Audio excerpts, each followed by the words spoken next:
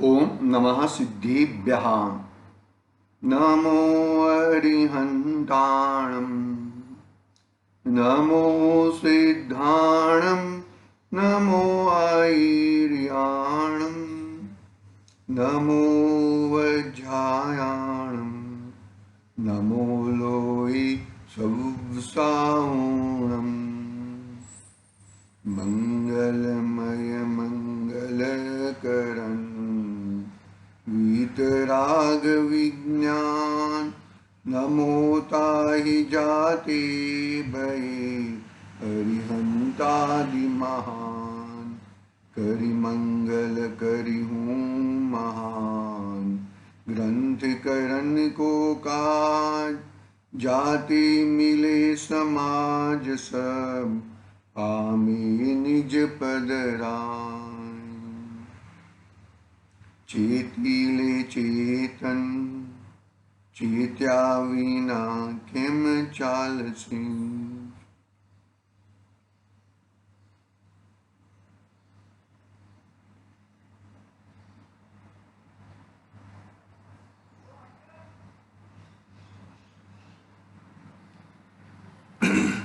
मोक्ष मार्ग प्रकाशक आचार्य कल्प पंडित टूडरमल स्वाब द्वारा रचित महान ग्रंथ अपने सामने विराजमान है।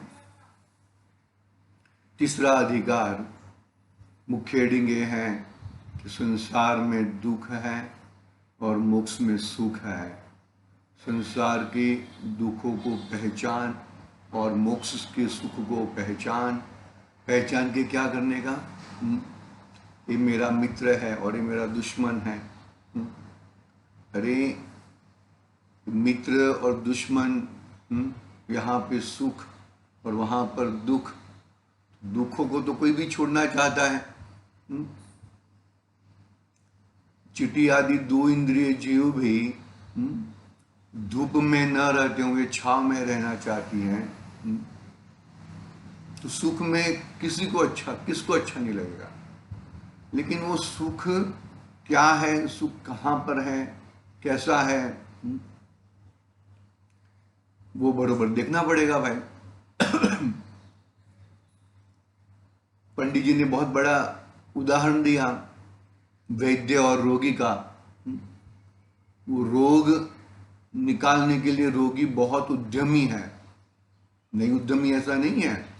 वो रोग उसको अच्छा लगता नहीं है, दुख उसको अच्छा लगता नहीं, लेकिन उसके उपाय सब जानता नहीं था। उपाय सब झूठे थे। तो वैद्य ने क्या कहा कि भाई तेरे को रोग है वो तो नक्की है, तू उपाय भी करना चाहता है, रोग निकालना भी चाहता है, वो भी बात सही है। तो फिर अभी क्या कर, जो तू कर रहा है वो गलत है। तेरे उपाय सब झूठे हैं, उपाय सब खोटे हैं। तो वो 8 कर्म, उनकी प्रकृतियां देख लो। अपने यहाँ पे 8 कर्म लिए हैं। तो प्रत्येक प्रकृति में दुख है और वो दुख से तू छूटना चाहता है। दुख से छूटने का उपाय भी उद्यमी भी है। लेकिन यहाँ पर पंडित जी साहब ज्ञानी पुरुष कहते हैं कि तेरा जो उपाय है वो सब गलत है। उल्टा दुख बढ़े ऐसा उपाय है। तो क्या कर भाई, ये सब उपाय छोड़ और ज्ञानी पुरुष, हमारे तीर्थंकर महात्मा पुरुष, हमारे आचार्य देव, हमारे ज्ञानी पुरुषों ने जो मार्ग बताया है वो मार्ग अपना। हम बताते हैं, अच्छा पंडित जी ऐसा कहते हैं, हम बताएं ऐसा। उपदेशात्मक बहुत कम शैली है, लेकिन कभी वो कहते हैं 8 कर्म में मोहनीय को राजा कहा। वो मोह के कारण, वेदनीय कर्म में मोह के कारण साता असाता वेदनीय से तो सुख दुख होता है। बाकी साता असाता वेदनीय में दुख देने की या सुख असाता में दुख देने की और साता में सुख देने की कोई ताकत नहीं है। वो एकमात्र मोह के कारण। फिर आगे सब बातें 8 कर्म की बात पूरी करके एक सम्यक दर्शन ही सच्चा उपाय है, वैसी बात कही। फिर आगे एकेंद्रिय की बात कही एक इंद्रिय में क्या कहा कि वो इतने दुख भोगते हैं, वो दुख भोगते हैं और केवल ही जानते हैं। कषाय करने की शक्ति तो बहुत है, लेकिन बाहर में फैसिलिटी एक ही इंद्रिय की है, तो और कोई फैसिलिटी नहीं है, तो इसके कारण वो दुख व्यक्त भी नहीं कर सकते हैं। ऐसा मत सोचना कि अभी तुझे ये अग्नि पंचेंद्रिय प्रणाम मिला है तो तूने ये दुख, मैंने ये तो दुख भोगे होंगे किसने, ऐसा नहीं है। ये दुख तू भोग के आया है, और यदि जो तूने स्वरूप का चिंतन नहीं किया, अपना स्वरूप नहीं देखा, तो और आगे दुख भोगेगा, ऐसा कहते हैं। आए बस समझ में भैया? बहुत ही सुंदर पूर्वक, शांति से, धीरज पूर्वक यह कार्य हमें करना चाहिए और ये कार्य आगे बढ़ाना चाहिए।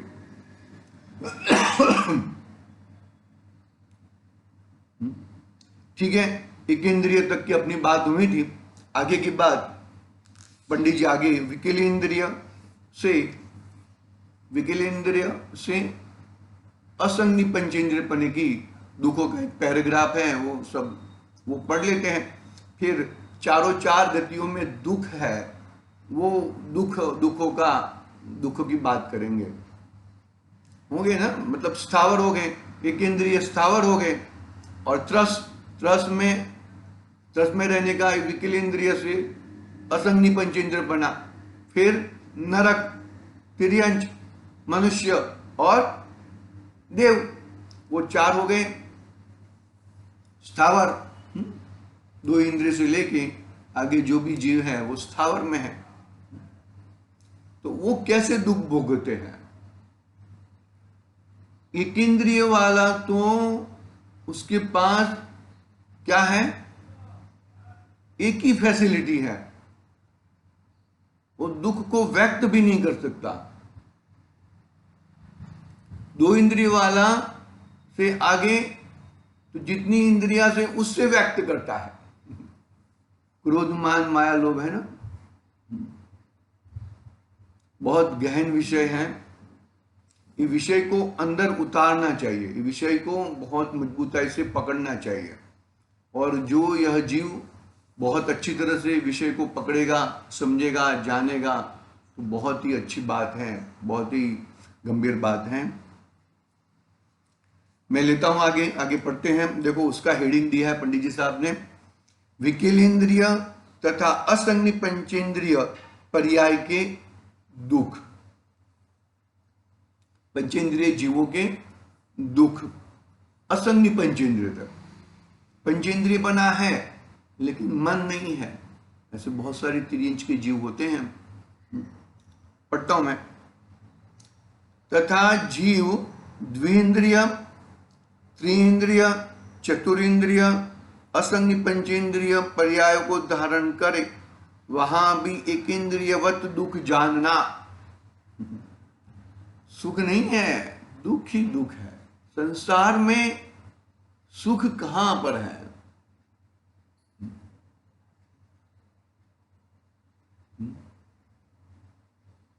वो तल में से तो तेल निकाले, बरोबर, लेकिन वो तल जैसे वो इसकी मिट्टी दिख रही है दरिया किनारे पे, उसको घानी में पी लो। अरे घानी में क्या पी लोगे, तुम्हारी घानी भी बिगड़ जाएगी और तेल भी नहीं निकलेगा। पकड़ना भाई बहुत अच्छी तरह से, शांतिपूर्वक, धीरज पूर्वक। तथा जीव द्विंद्रिय, त्रिंद्रिय, चतुरिंद्रिय, असंगि पंचेंद्रिय पर्याय को धारण करे, वहां भी एक इंद्रियवत दुख जानना। विशेष इतना कि यहां क्रम से एक एक इंद्रिय जनित ज्ञान दर्शन की तथा कुछ शक्ति की अधिकता हुई है और बोलने की, चालने की शक्ति हुई है, वहां भी जो अपर्याप्त है तथा पर्याप्त भी हीन शक्ति के धारक हैं, छोटे जीव हैं, उनकी शक्ति प्रकट नहीं होती, तथा कितने ही पर्याप्त बहुत शक्ति के धारक बड़े जीव हैं, उनकी शक्ति प्रकट होती है। इसलिए वे जीव विषयों का उपाय करते हैं, दुख दूर होने का उपाय करते हैं, क्रोधादिक से काटना, मारना, लड़ना, छल करना, अन्नादिक का संग्रह करना, भागना इत्यादि कार्य करते हैं। दुख से तड़फना, पुकारना इत्यादि क्रिया करते हैं, इसलिए उनका दुख कुछ प्रकट भी होता है। इस प्रकार लट, कीड़ी आदि जीवों को शीत उष्ण छेदन, वेदनादिक से तथा भूख प्यास आदि से परम दुखी देखते हैं। जो प्रत्यक्ष दिखाई देता है उसका विचार कर लेना। यहाँ विशेष क्या लिखे, वो सब प्रत्यक्ष दिख रहा है। पंडित जी क्या करे, प्रत्यक्ष दिख रहा है। यहाँ क्रम से एक एक इंद्रिय जनित ज्ञान दर्शन तथा कुछ शक्ति की अधिकता हुई है। वहां पे एक दो इंद्रिय को लट पीपल है ना, वो सब दो इंद्रिय है, तो उसको चीटी है वो तीन इंद्रिय है, भमरा 4 इंद्रिय है, और फ्रॉग वगैरह है वो पंचेंद्रिय है। लेकिन उसमें फ्रॉग इत्यादि में बाकी सब में वो जो चूहे वगैरह रहते हैं उसमें भी असंगी पंचेंद्रिय वगैरह होते हैं। तो उनको दुख प्रकट करने की शक्ति बड़ी है। कषाय है ना, कषाय मेन कषाय है भाई, कषाय से ही दुख होता है। तो वो कषाय किसको है, तीव्र कषाय एक इंद्रिय जीव को भी है, लेकिन वो दुखों को प्रकट कर सकता नहीं है। लेकिन दुखों का प्रकट कौन कर सकता है भैया, ये 2 इंद्रिय से लेके आगे के 2 इंद्रिय वाला भी जीव बहुत ही अभी वो ईयड़ निकलती है, वो क्या दुख प्रकट, लेकिन भागती है, दुखों से दूर होती है, उसको कोई अच्छा लगता नहीं है, वो वहां पे वो हरी हरी सब्जी में रहना चाहती है, धूप में छाव में वो नहीं जाती है। ऐसा ऐसा ऐसा है ना। तो ये सब दुख हमें, पंडित जी क्या कहते हैं, ये सब हमें प्रत्यक्ष दिखते हैं। ये जो सादिक है ना, कहा ना सादिक 2000 सागर, तो सादिक में ये 2 इंद्रिय से लेके तिर्यंच गति और मनुष्य गति आ गई। बाकी 2000 सागर की फाड़वनी तो पक्की है, इतने सागर नरक में और इतने सागर स्वर्ग में। मैं मैक्सिमम आयु हूं, मैक्सिमम 2000 सागर के लिए जो जीव निकला है और अपना कार्य करता नहीं है, तो वो घूमता रहता है और वापिस क्यों परिवर्तन पूरे करे। तो कहने का बात यहां पर है कि वो 2 इंद्रिय से आगे के जीव, उसको दुख प्रकट करने की शक्ति है, दुखों से भागता है, दुखों से कैसे मैं हट जाऊं, इस तरह की बातें वो करता है। मान लो कि अभी ये जो पेट में जीव पड़ जाते हैं ना, कर्मिया, ऐसा वो 2 इंद्रिय जीव है। अभी आप बोलो मेरे को, वो हम एल्बेंडाजोल गोली आती है ना मत खाना, मैं नाम बोल दिया, लेकिन हमारा बिजनेस में वो है भाई। वो गोली खाता है तो सब कर्मिया सब जीव मर जाते हैं, और फिर वो 10 के बाद से निकल जाते हैं। तो वो कहने का मतलब क्या है, तो वो भी छूटने का कहाँ पेट में है, वहां पर तो वो मर जाते हैं बेचारे, सब स्टमक में रहते हैं, वो खाना खाते हैं, करटते हैं, ऐसा ऐसा करते हैं। बहुत ही भाई गंभीर बातें हैं। दुखों का कोई पोकार नहीं है। दुख कितने कितने कैसे कैसे प्रकार के दुख गिनाए।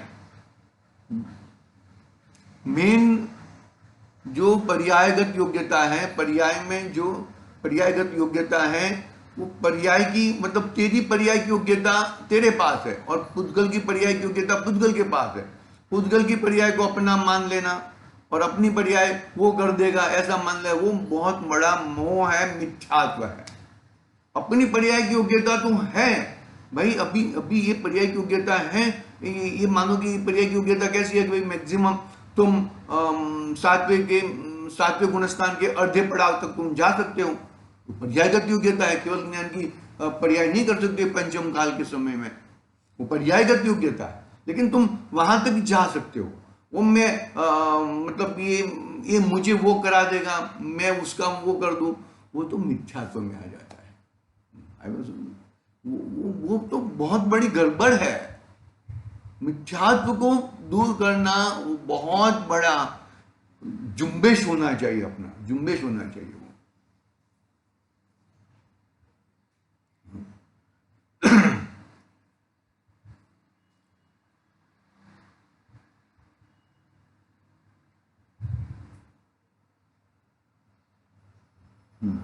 इस तरह विकलेंद्र और विकलत्रय और असंज्ञ पंचेंद्रिय जीव के दुखों कहें।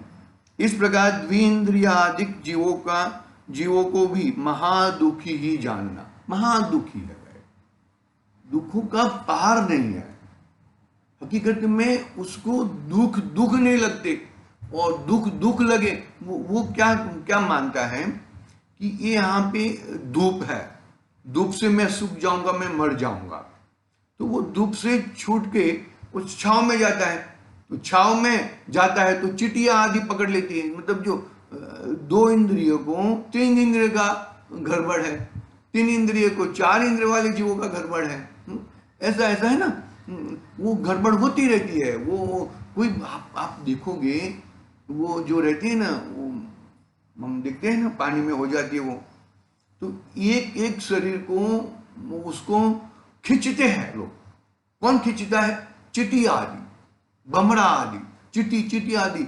ये उसका तो बहुत वजन ज्यादा रहता है, तो एक शरीर को खींचने के लिए कितने जीव, कितनी चिटिया, हजारों चिटिया खींचती है उसको। जिंदा है वो, मर गया नहीं है वो। ये ऐसे हमें दिखते हैं। तो वो धूप में जाएगा तो मैं सूख जाऊंगा, और ये छांव में आऊंगा तो ये सब खींचते हैं।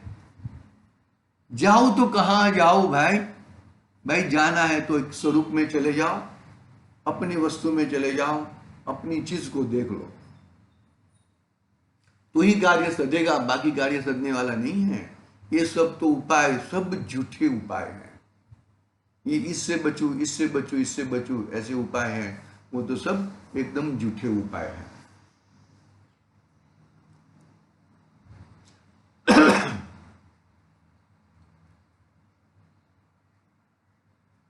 संज्ञी पंचेंद्रिय जीवों के दुख।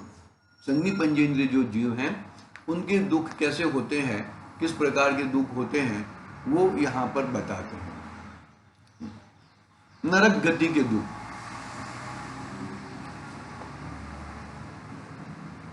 तथा संज्ञी पंचेंद्रियों में नारकी जीव हैं, वे तो सर्व प्रकार से बहुत दुखी हैं। उनमें ज्ञानादि की शक्ति कुछ है, परंतु विषयों की इच्छा बहुत है, और इष्ट विषयों की सामग्री किंचित भी नहीं मिलती।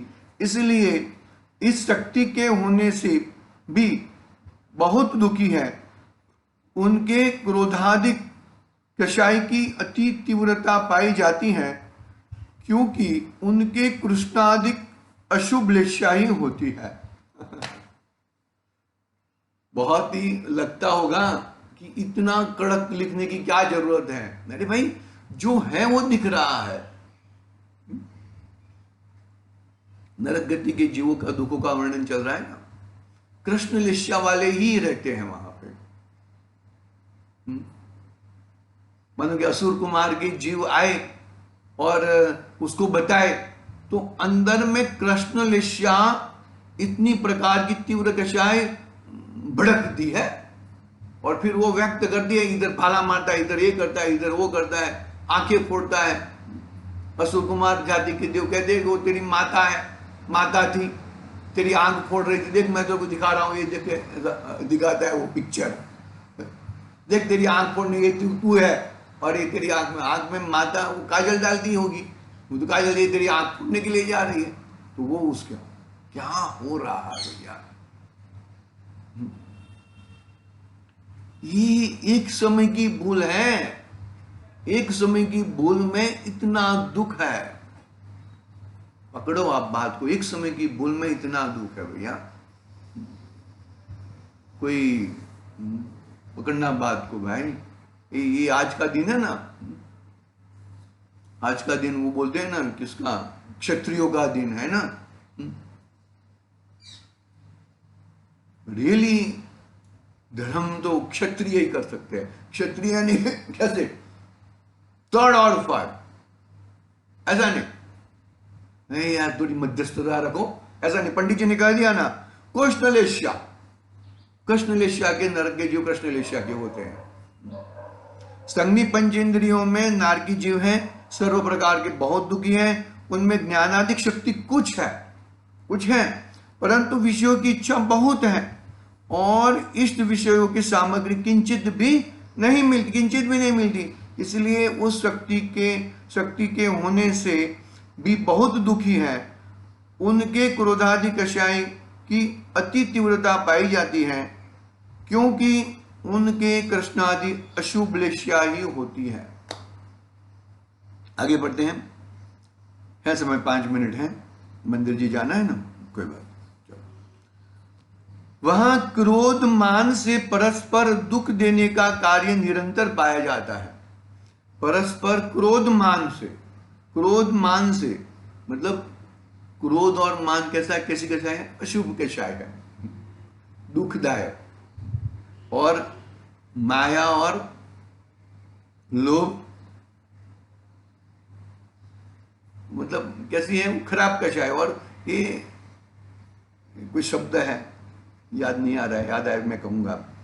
वहां क्रोध मान से परस्पर दुख देने का मतलब दुखमय, और वहां पे सुख दिखता है, तो सुख दिखता है नहीं, कहने का सुख है, वो भी एक्चुअली क्रोध और मान है ना, वो कहने का दुख है। मेन दुख तो मोहनीय का है। कर दिया ना, आगे कर दिया देखो। परंतु विषयों की इच्छा बहुत होती है, इष्ट विषयों की सामग्री किंचित भी नहीं मिलती, इसीलिए अंदर में ये मैं करूं, इससे मैं सुखी हो जाऊं, ऐसा मोह अंदर अनादि से पड़ा है, क्योंकि उनके कृष्णादि अशुभ लेश्या ही होती हैं। बरोबर है। क्रोध मान से परस्पर दुख देने का कार्य निरंतर पाया जाता है। यदि परस्पर मित्रता करे तो दुख मिट जाए, और अन्य को दुख देने से उनका कुछ कार्य भी नहीं होता, परंतु क्रोध मान की अति तीव्रता पाई जाती है, इससे परस्पर दुख देने की ही बुद्धि रहती है। विक्रिया द्वारा अन्य को दुखदायक शरीर के अंग बनाते हैं तथा शस्त्रादि बनाते हैं। अनेक उनके द्वारा दूसरों को स्वयं पीड़ा देते हैं और स्वयं को ही दूसरे को पीड़ा देते हैं, और स्वयं को कोई और पीड़ा देता है। कभी कषाय उपशांत नहीं होती तथा उनमें माया लोभ की भी अति तीव्रता है, परंतु कोई इष्ट सामग्री वहां दिखाई नहीं देती, इसलिए उन कषायों का कार्य प्रकट नहीं कर सकते। इन कषायों का यानी कि क्रोध और मान की ज्यादा रहती हैं, लोभ और माया और लोभ संबंधी, क्योंकि उनकी सामग्री ही नहीं रहती है। सुख मतलब सुख नहीं है भाई, लेकिन सुखाभास है ना, इससे मुझे सुख, उससे मुझे गुलाब जामुन खाऊंगा तो वो सुखी हो जाऊंगा, ऐसा है ना, बहुत अच्छा लगता है। इष्ट की सामग्री मिल गई तो क्या करेगा, मायाचारी करेगा। नहीं ठीक है एक ले लो, नहीं एक ले लो, ऐसा लोभ करेगा, और ले लो।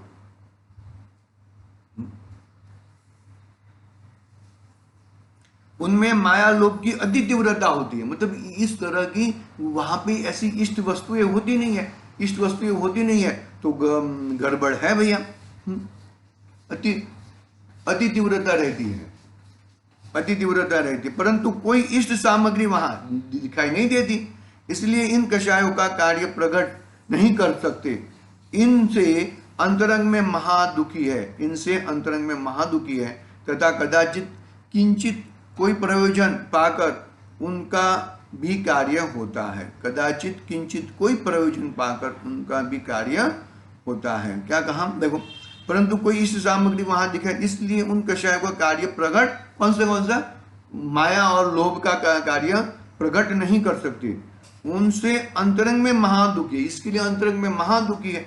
तथा कदाचित किंचित कोई प्रयोजन पाकर उनका भी कार्य होता है। ये पैराग्राफ पूरा हुआ है। पैराग्राफ की बात कल थोड़ी करेंगे और आगे बढ़ेंगे।